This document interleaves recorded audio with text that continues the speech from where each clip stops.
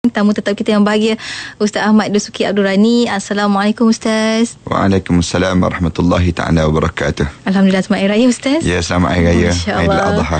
Aidil-Adha, Raya Korban tu Ustaz. Dan saya percaya waktu ini dah petang-petang macam ni, ramai dah kerja-kerja melapah pun dah, saya rasa dah selesai. Ni dah membagi-bagi mungkin kemungkinan. Dan juga sambil dengarkan mau'izati, insyaAllah, untuk kita dapatkan bekalan untuk kehidupan kita kat dunia ni, sebagai bekalan juga untuk akhirat nanti, insyaAllah. Dan bicara tentang bekalan Ustaz, hari ini sangat bertepatan kita bawakan tajuk mau'izati. Minggu ini tajuknya berbekal lah. Mungkin sebagai pendahuluan mukadimahnya, silakan Ustaz. Bismillahirrahmanirrahim. Alhamdulillahirabbil alamin, wassalatu wassalamu ala rasul amin wa ala alihi wa sahbihi ajma'in. Subhanaka la ilma lana illa ma 'allamtana innaka antal alimul hakim. Rabbi yassir wa la tu'assir wa tammim bil khair, amma ba'd. Terima kasih pada penerbit Nur Hayati Paradi dan juga para pendengar yang setia menunggu saat-saat sebegini. Walaupun hari ini kita berada pada Hari Raya Aidil-Adha, tapi kita diberi kesempatan juga untuk berkeudara di dalam rancangan Mau'izati ini. Dan tajuk yang kita bincangkan khusus pada hari ini, iaitu tajuk mengenai berbekallah dalam hidup kita.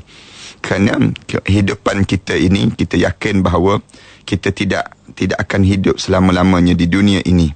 Bahkan kita akan menghadap satu ketika nanti untuk menghadap di hadapan Allah. Tetapi hari ini kita akan bincangkan khusus ataupun tajuk khas kita, bagaimana tentang bekalan dalam hidup kita. Lebih-lebih lagi tentang bagaimana Nabi-Nabi dan juga bagaimana keadaan para Rasul dahulu sentiasa diajar oleh Allah supaya hidup berbekal. Berbekal yang dimaksudkan ini kita ambil daripada sepotong ayat Al-Quran Karim yang Allah Subhanahu Wa Taala sebut, wa tazawwadu fa inna khairaz zadit taqwa. Berbekallah dalam hidup kamu, kerana sesungguhnya sebaik-baik bekalan dalam hidup ini ialah kamu bekalkan dengan takwa kepada Allah. Kalau kita perhati kepada peristiwa yang berlaku dalam hidup kita pada hari ini, di Hari Raya Aidil-Adha ini, satu perkara yang kita kena faham bahawa ibadah yang kita buat, ibadah korban pada hari ini, bukan Allah nak ambil kira yang disebut dengan darah ataupun daging yang kita korbankan sebentar tadi, tidak. Tetapi yang kita lakukan pada hari ini ni, Allah Subhanahu Wa Taala sebut yang Allah nak ambil kira ialah takwa kepada Allah.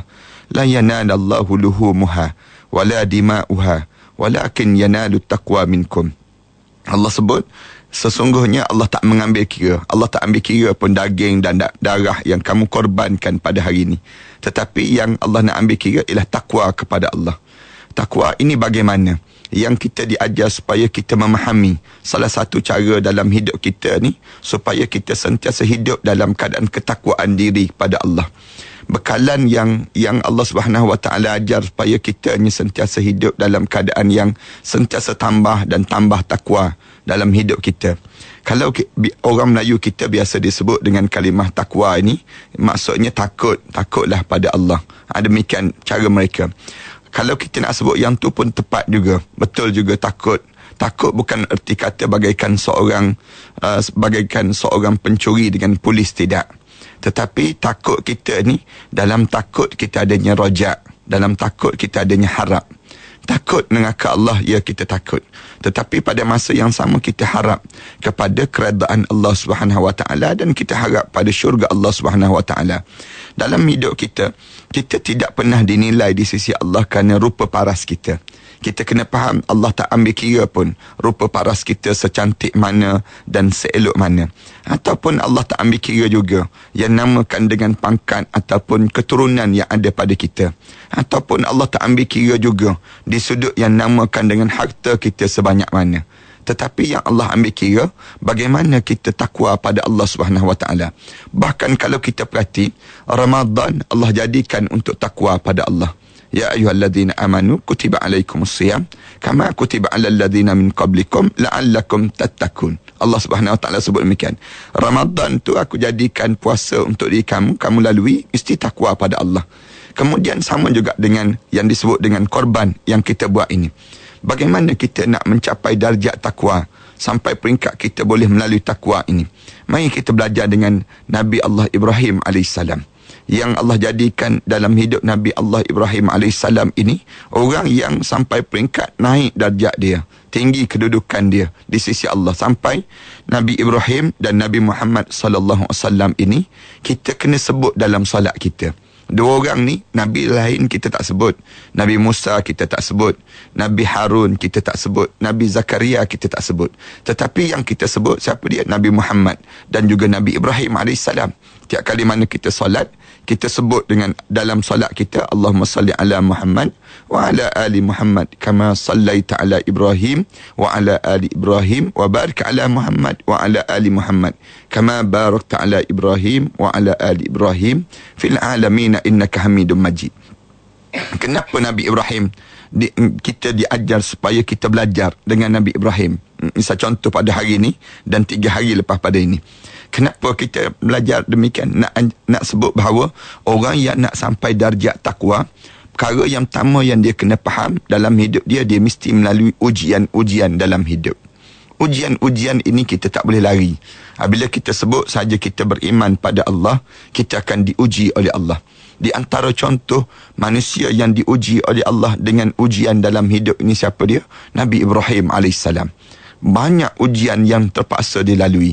Nabi Ibrahim AS, Allah Subhanahu wa taala sebut, wa idzibtala Ibrahim rabbuhu bikalimat fa atammahun. Allah Subhanahu wa taala sebut, sesungguhnya kami telah menguji Ibrahim dengan beberapa ujian-ujian yang besar.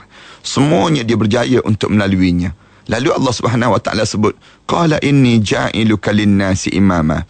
Lalu kami akan jadikan kamu Ibrahim pemimpin di kalangan manusia.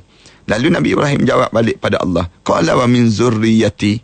Ya Allah, jangan kamu jadikan aku saja di kalangan pemimpinnya ya Allah, tetapi jadikanlah zuriat aku sendiri ya Allah. Lalu Allah Subhanahu wa taala sebut, qala la yanalu ahdiz zalimin. Ya, aku berjanji untuk jadikan di kalangan zuriat kamu pemimpin, tetapi aku nak sebut pada diri kamu yang tak termasuk di kalangan orang ni, orang yang melakukan kezaliman. Para pendengar yang dihormati sekalian, kalau kita perhati dalam hidup kita ni, kita tak dapat lari daripada ujian dalam hidup. Dalam hidup kita ni, apabila kita beriman pada Allah, maka ujian-ujian itu sentiasa mendatangi dalam hidup. Dan kenapa kita terpaksa melalui ujian ini? Jawabnya, dalam hidup kita ni Allah nak naikkan kedudukan kita kepada tingkatan darjat yang tertinggi. Lalu Allah jadikan kita ni dengan ujian-ujian. Allah gunakan ujian dalam hidup kita ni berbagai-bagai istilah. Ya Allah Subhanahu wa taala jadikan ujian yang disebut dengan fitnah. Misal contoh, Allah Subhanahu wa taala sebut dalam surah Al-Ankabut, Alif Lam Mim, ahasiban nasu an yutraku an yaqulu amanna wa hum la yuftanun wa laqad fatanna alladhina min qablihim fala ya'lamanna Allahu alladhina sadaqu wa la ya'lamanna al-kadhibin. Alif Lam Mim. Adakah manusia menyangka bahawa mereka hanya boleh sebut kami telah beriman pada Allah, sedangkan mereka belum lagi diuji oleh Allah? Diuji dalam hidup ini Allah sebut, Allah cerita, Allah Subhanahu wa taala sebut, walaqad fatanna alladhina min qablihim.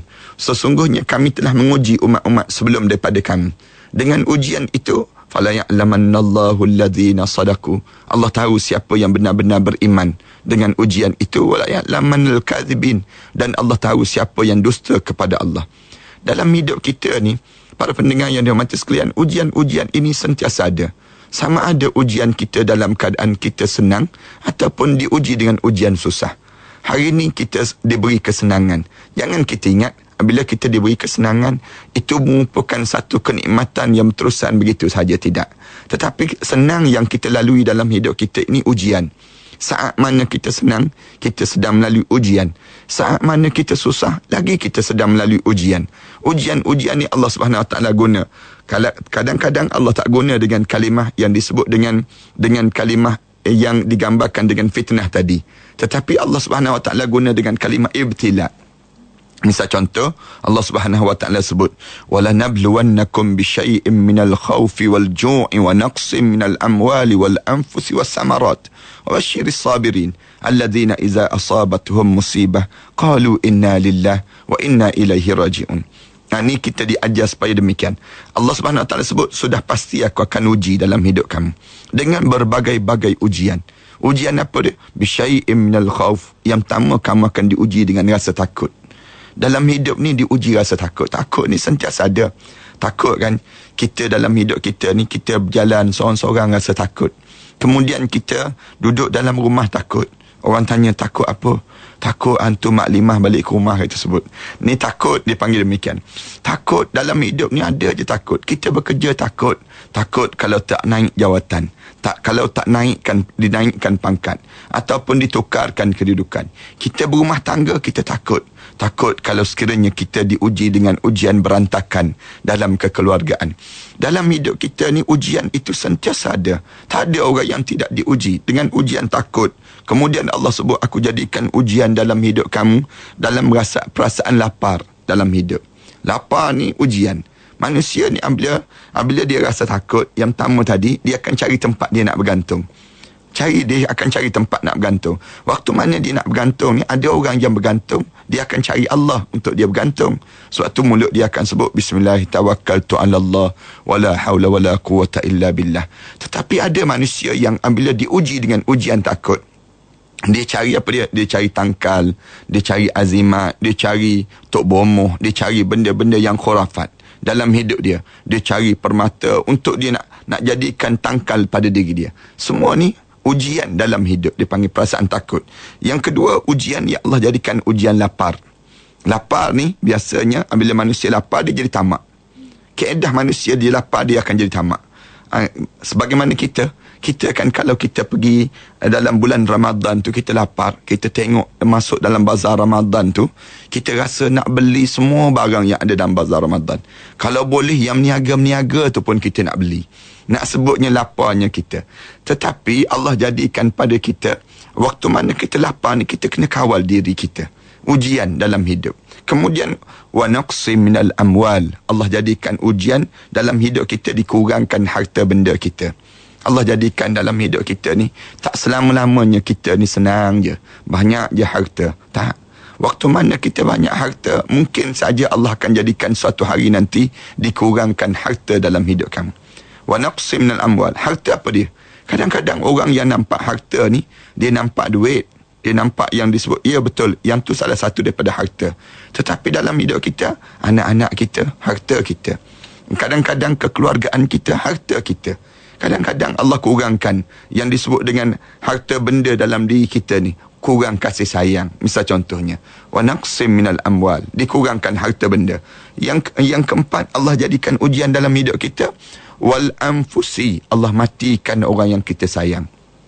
Allahu Akbar. Waktu mana kita diuji dengan ujian dimatikan orang yang disayangi ini, satu ujian yang menggoncangkan jiwa.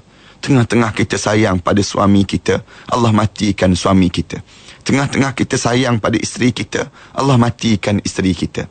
Di saat mana kita menyayangi anak-anak kita, tiba-tiba Allah mengambilnya untuk dihadapkan di hadapannya. Ini ujian dalam hidup. Allah nak tengok setakat mana kamu boleh bertahan dengan ujian yang sebegini. Kemudian Allah Subhanahu Wa Taala sebut yang akhir sekali, was-samarat, aku uji kamu dengan dikurangkan buah-buahan dalam hidup kamu. Kemudian akhir buah-buahan ini, ulama-ulama kata side income lah, yang disebut dengan bonus. Allah kurangkan bonus, tahun ni tak dapat bonus misal contohnya. Ni Allah jadikan pada kita dengan ujian ini. Lalu Allah Subhanahu Wa Taala sebut wa basyiris sabirin, kabar gembiralah pada orang yang sabar. Yang sabar yang jenis bagaimana? Alladzina iza asabathum musibah, ketika mana dia diuji dengan ujian-ujian yang banyak, lalu mulut dia akan sebut apa dia? Qalu inna lillah, daripada Allah kita datang, wa inna ilaihi raji'un, dan kepada Allah kita akan kembali. Kalau kita perhati proses kita beragama ini, yang pertama bila kita sebut kita mukmin, kita akan diuji oleh Allah. Yang kedua, lepas pada kita diuji oleh Allah, kita memerlukan pengorbanan. Kalau kita melalui proses ujian yang banyak, kita terpaksa buat korban. Korban ini yang kita mesti lakukan pengorbanan. Masa kita korban, kita terpaksa berkorban dalam hidup. Berkorban dalam hidup ini, kita terpaksa habiskan tenaga kita, masa kita, harta benda kita. Dan kadang-kadang dalam mentaati perintah Allah ini, kesabar dalam kita berhadapan dengan ujian-ujian ini, kita terpaksa korbankan nyawa. dalam mentaati perintah Allah. Yang ni kita kena faham. Bila kita nak sampai pada darjat takwa, Allah jadikan terlebih dahulu yang disebutkan dengan ujian. Nak sampai darjat takwa, kamu mesti melalui proses pengorbanan. Sebab itulah kalau kita perhati pada Nabi Ibrahim AS, contoh yang mudah, bagaimana Nabi Ibrahim AS melalui proses ujian ini. Nabi Ibrahim ni diuji oleh Allah, ujian, dan dia terpaksa melalui yang dinamakan dengan pengorbanan. Korban yang disebut sayangnya pada bumi Mesir, tempat asal tinggal Nabi Ibrahim. Terpaksa berpindah ke bumi Palestin, bergerak ke bumi Palestin. Kemudian apabila bergerak sampai di bumi Palestin, diuji oleh Allah dengan ujian apa dia? Nak dapatkan zuriat, tak dapat zuriat. Berumah tangga, tak dapat zuriat. Dalam keadaan sunyi hidup, Allah jadikan Nabi Ibrahim AS kena tabah, melakukan pengorbanan, sehingga pada menjelang usia tua, barulah Allah SWT datangkan khabar gembira untuknya, yang dia akan dapat zuriat. Kita bayangkan, kalau sekiranya kita ni usia tua, tiba-tiba orang rumah kita bagi tahu, bang, saya disahkan mengandung, bang. Misal contohnya. Tak terkejut kita? Pensan tak kena gaya. Dalam usia 60 lebih, tiba-tiba orang rumah kata dapat saya disahkan mengandung. Allahu Akbar. Terkejut kita. Yang Nabi Ibrahim terkejut. Nabi Ibrahim AS diuji dengan ujian ni. Tapi tak apa. Nabi Ibrahim AS tanya pada Malaikat Jibril, macam mana tanda yang menunjukkan saya nak dapat zuriat? Katanya Malaikat Jibril, kamu tak boleh bercakap dengan manusia selama 3 hari illa ramzah, kecuali melalui bahasa isyarat saja. Kamu tak boleh, tak keluar suara kamu. Kamu boleh hanya gunakan bahasa isyarat, tanda-tanda kamu nak dapat zuriat. Dapat zuriat Nabi Ismail AS dan Nabi Ishaq AS. Dua-dua dapat zuriat ini. Allah jadikan ujian pengorbanan yang besar apa dia. Diminta supaya bawa anak dan isteri ini satu lembah biwadin ghairi zi zar'in. Satu lembah yang tak ada tanaman-tanaman. Tak ada orang yang dibawa sampai di bumi Makkah ataupun Bakkah itu. Sampai saja di tempat itu, diminta tinggalkan anak, tinggalkan isteri. Tak boleh nak bayang pengorbanan yang dilakukan oleh Nabi Ibrahim. Hajar AS tanya, adakah ini perintah Allah? Kata Nabi Ibrahim AS, ya, ini perintah Allah. Oleh kerana perintah Allah, aku akan tinggalkan kamu dengan Ismail AS. Tinggal di tempat yang sedemikian rupa. Allahu Akbar. Kita ni, kalau kita tinggal isteri kita dekat bus stand, balik malam tu mesti tidur kat luar, dia panggil. Nak sebutnya bagaimana kitanya sampai demikian. Tapi yang Nabi Ibrahim AS ni, Hajar AS sanggup melakukan pengorbanan ini. Pengorbanan yang tak mudah. Kemudian dalam keadaan ujian sebegini, ujian sampai peringkat tinggal Nabi Ismail, kemudian berkejaran mencari air, tak ada makanan apa-apa. Ujian pengorbanan. Sampailah di saat mana membesarnya Nabi Ismail AS. Bila dia dah mula dah akil balik, kemudian datang lagi ujian pengorbanan. Mesti korban dalam hidup kamu. Apa dia? Mimpi sembelih anak. Mimpi sembelih anak ni, mimpi untuk Nabi je. Yang ni mukjizat Nabi. Kita jangan buat. Kalau kita buat, memang kita ni memang belajar tak habis, dipanggil. Bukan demikian. Bahkan kita diajar supaya Nabi Ibrahim AS ni mimpi sampai 2-3 kali datang berjumpa dengan Nabi Ismail AS. Bila datang berjumpa dengan Nabi Ismail, tanya Nabi Ismail, ya bunayya, inni ara fil manam, inni azbahuk, fanzur maza tara. Wahai anakku, aku lihat dalam mimpi aku menyembelih kamu. Apa pandangan kamu, wahai Ismail? Nabi Ismail AS jawab terus. Jawab apa dia? Ya abati, if'al ma tu'mar, satajiduni insya'Allah minas sabirin. Wahai bapaku, buatlah apa yang disuruh oleh Allah dalam hidup ini, dan kamu akan dapati aku di kalangan orang yang sabar dalam mentaati perintah Allah.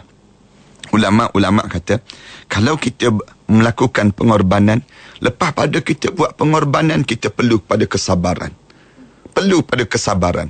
Sebagaimana Nabi Ismail AS. Nabi Ismail AS, dia nak sampai darjat takwa pada Allah, dia sabar dalam berhadapan dengan ujian. Dalam hidup kita ni pun sama. Bila kita berkorban, kena sabar. Setengah-setengah orang tu kan, menggigil keluar duit. Keluar duit tu menggigil. Nak buat korban. Tak sabarnya dia. Sabar, tahan ni ustaz, tahan. Dia sebut demikian. Ada orang yang nak buat korban. Duit ada tapi tak nak berkorban. Duit ada dalam akaun bank. Dalam bawah bantal pun ada duit dia. Tapi nak sebutnya, tak naknya dia buat korban. Tak naknya dia buat korban tu, tak sabar dia dalam dia melalui ujian ini. Kita sama. Dalam hidup kita ni, kita ada lagi baki ni kan. 3 hari lagi untuk kita nak buat korban ni. Para pendengar yang mendengar ni boleh lagi buat korban. Nak sebutnya, kalau tak boleh buat hari ni, besok boleh buat. Lusa boleh buat. Dan hari yang terakhir, hari Ahad, kita boleh buat. Nak sebutnya gambaran bagaimana kita boleh buat korban. Tapi betapa tak sabarnya kita dengan ujian ini. Dengan yang kita perlu buat pengorbanan. Dalam hidup kita ni, kita kena buat yang ni. Kenapa kita kena buat yang ni? Kita nak dapat darjat takwa kan? Yang kalau kita nak menghadap depan Allah nanti, kita perlu kepada yang disebut dengan ketakwaan diri. Bila kita perlu pada ketakwaan diri, lalu kita kena melalui proses ujian, kemudian pengorbanan, dan kemudian lepas tu kesabaran dalam kita mentaati perintah Allah. Bila kita sabar dalam mentaati perintah Allah ini, sebagaimana Nabi Ismail AS, sabar disebut ayah dia. Patutnya Nabi Ismail akan sebut apa dia? Jangan main-main bah. Ni sembelih ni, mati ni mati. Sepatutnya demikian. Tapi Nabi Ismail AS kata apa dia? Ya abati, if'al ma tu'mar. Wahai bapaku, buatlah apa yang disuruh oleh Allah.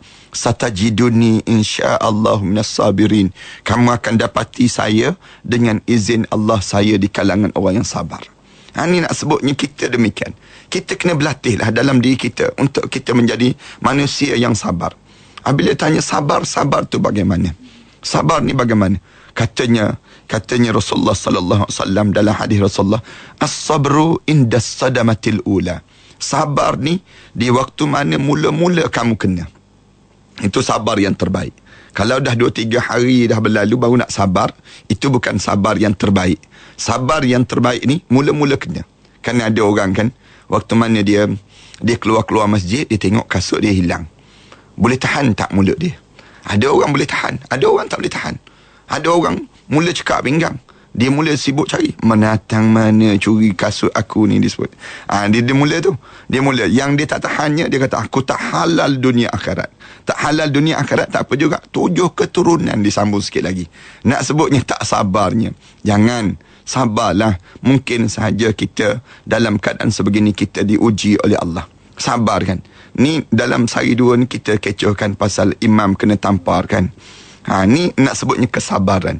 Kalau setengah-setengah orang tak sabar, dia mesti nak pukul kembali dan sebagainya. Tetapi kita diajar supaya kita bersabar. Sabarlah dalam ujian ini. Kita tak tahu apa benda yang Allah Subhanahu Wa Taala nak jadikan dalam hikmah yang tersendiri. Kalau tak jadinya kena pukul, ditampar, kita tak tahu macam mana kaedah nak solat. Dalam solat Jumaat, kalau sekiranya tu imam kena tampar dan sebagainya. Yang ni benda-benda ni telah berlaku ke sebelum daripada ni? Ya, telah berlaku. Zaman-zaman sebelum daripada ni, kebanyakan para alim ulama dah kena dah ujian-ujian sebegini. Sampaikan kalau kita perhati, di Makkah itu kadang-kadang tu imam sembahyang, kemudian ada polis yang berada kat depan. Kenapa? Ni kes-kes macam ni. Yang tu kena tampar, yang kena bunuh tengah-tengah solat dan sebagainya. Ini keadaan yang berlaku. Kita diajar supaya sabar. Sabar waktu mana mula-mula kena. Berlaku zaman Rasulullah sallallahu alaihi wasallam.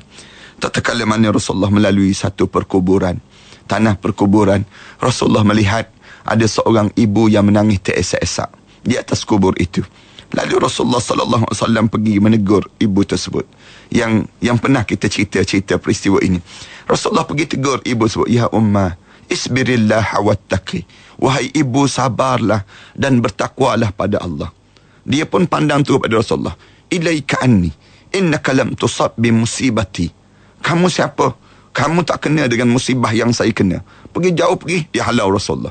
Dan bila dia halau Rasulullah terus pergi, berlalu.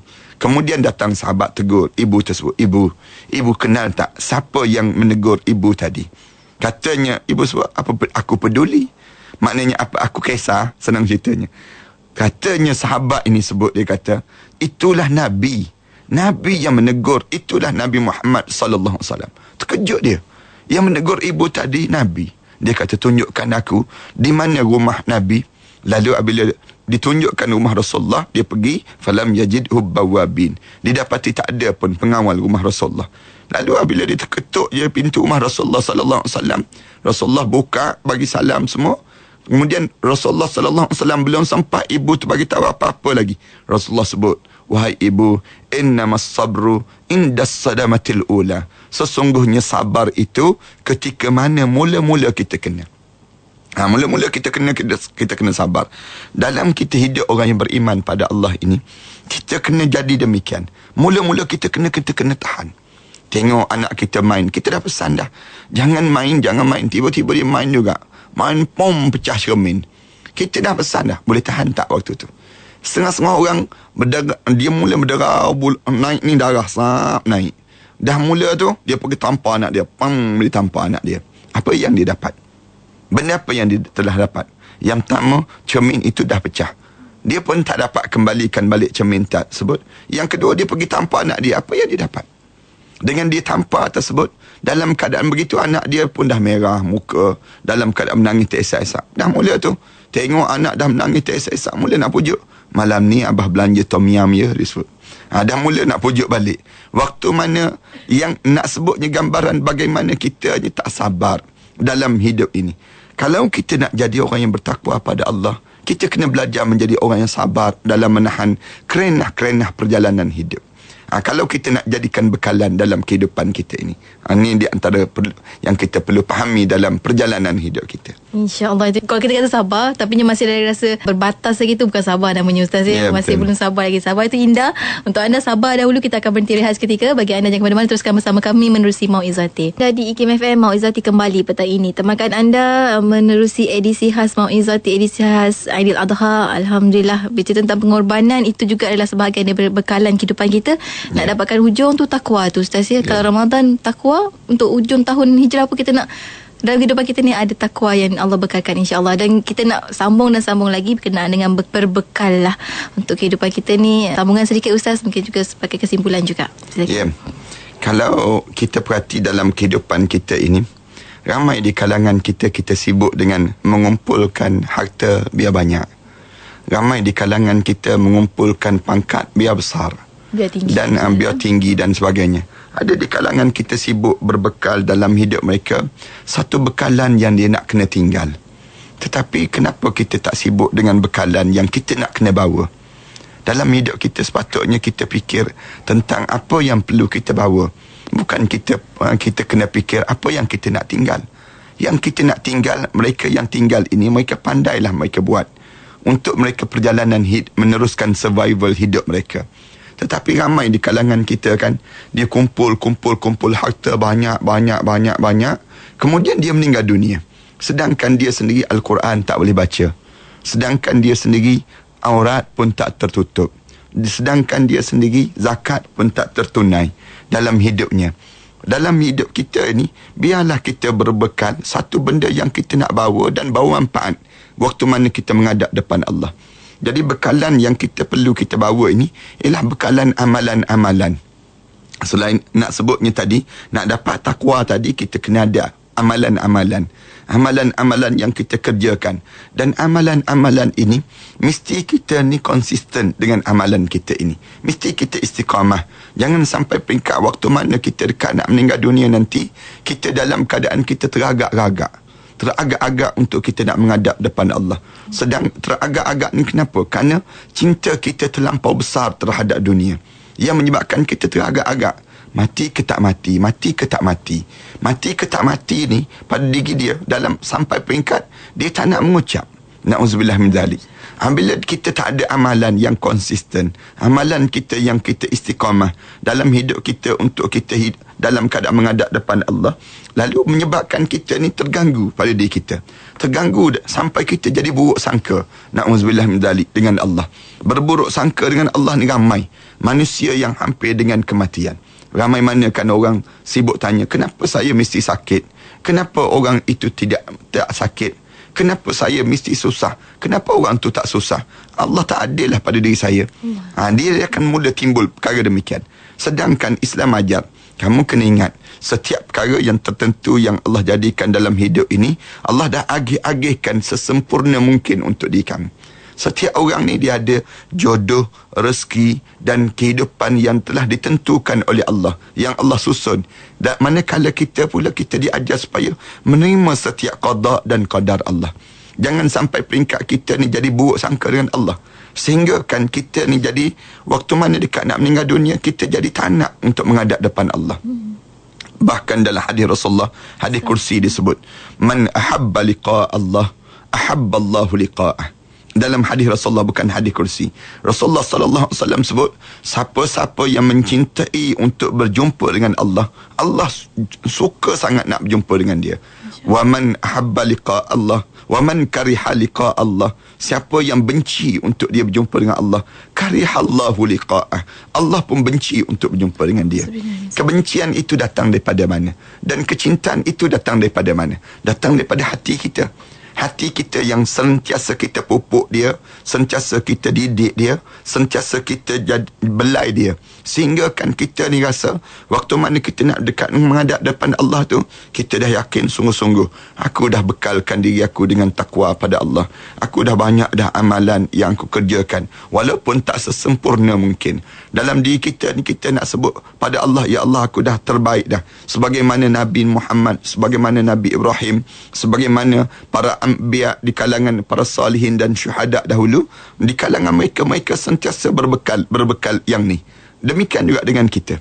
Kita ni biar sampai peringkat dekat dengan menghadap depan Allah itu, kemanisan wajah itu terpampang indah.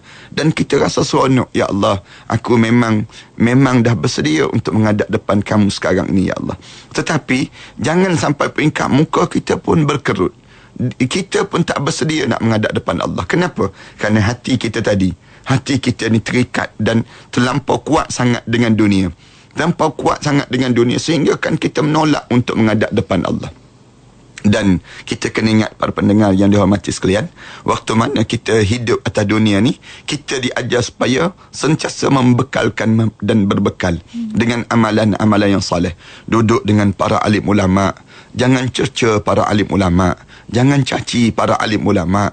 Kadang-kadang orang kita, apabila dia sampai peringkat mencaci dan mencerca para alim ulama', seolah-olah dia rasa bahawa diri dia tu cukup sempurna dalam hidup. Kemudian dalam hidup kita ni, jangan sampai peringkat kita rasa pada diri kita ni dah tak apa dah, banyak ni pun cukup lah. Dia sebut demikian, jangan. Bahkan kita kena tamak terhadap akhirat. Tamak ni sebagaimana yang disebut dalam Al-Quran Karim, tatajafa junubuhum anil madaji' yad'una rabbahum khaufan wa tama'an wa mimma razaqnahum yunfiqun. Ni Allah Subhanahu wa taala sebut, orang yang tamak ni macam mana? Dia tamak terhadap akhirat ni, dia sanggup renggang tempat tidur dia. Dia bangun, yad'una rabbahum, menadah tangan dia berdoa pada Allah, khaufan, dalam keadaan dia rasa takut, wa tama'an, dalam keadaan dia rasa tamak sungguh. Dan daripada apa yang Allah kurniakan pada diri dia, dia akan berinfak di jalan Allah. Dan kalau kita nak berbekal, yang ni lah bekalan dalam hidup kita, bekalan untuk perjalanan di hadapan nanti. Kita kan, kalau kita nak balik kampung, kita berbekal kan, berbekal paling-paling tidak, beg kita mestilah kembung sikit, dia panggil demikian. Paling-paling tidak minyak mestilah penuh. Kalau kita nak balik kampung, kita nak balik ke kampung akhirat, kita perlu balik ke kampung akhirat. Bila kita perlu balik ke kampung akhirat, kena ada bekalan. Bekalan apa yang paling terbaik tadi kita dah sebut, bekalan takwa pada Allah. Macam mana kita nak takwa pada Allah? Kita kena tabah dalam kita berhadapan dengan ujian. Macam mana kita nak tabah dalam kita berhadapan dengan ujian ini? Kita kena sentiasa mendengar dan sentiasa menambah ilmu dalam hidup kita. Bila kita sentiasa menambah ilmu dan kita mendengar kata-kata yang baik, yang menyebabkan kita akan menjadi tabah dalam hidup kita. Dan di waktu ini kita akan menjadikan orang yang dekat dengan Allah, dan akhirnya Allah jadikan kita di kalangan orang-orang yang terbaik, di kalangan orang terbaik. Sebagaimana kita sebut, wa ja'alna lil muttaqina imama, wahai Tuhanku, wahai Tuhan kami, jadikanlah kami di kalangan orang bertakwa itu, kaminya pemimpinnya, ya Allah. Dan kita dipilih oleh Allah untuk menjadi pemimpin di kalangan orang takwa. Beruntunglah kita. Dan insya-Allah, mudah-mudahan apabila kita sampai peringkat ini, waktu mana kita menghadap di hadapan Allah nanti, Rasulullah sallallahu alaihi wasallam tersenyum indah melihat wajah kita, dan Rasulullah memanggil-manggil nama kita untuk kita berada di padang mahsyar dan bersimpuh di sisi Rasulullah sallallahu alaihi wasallam.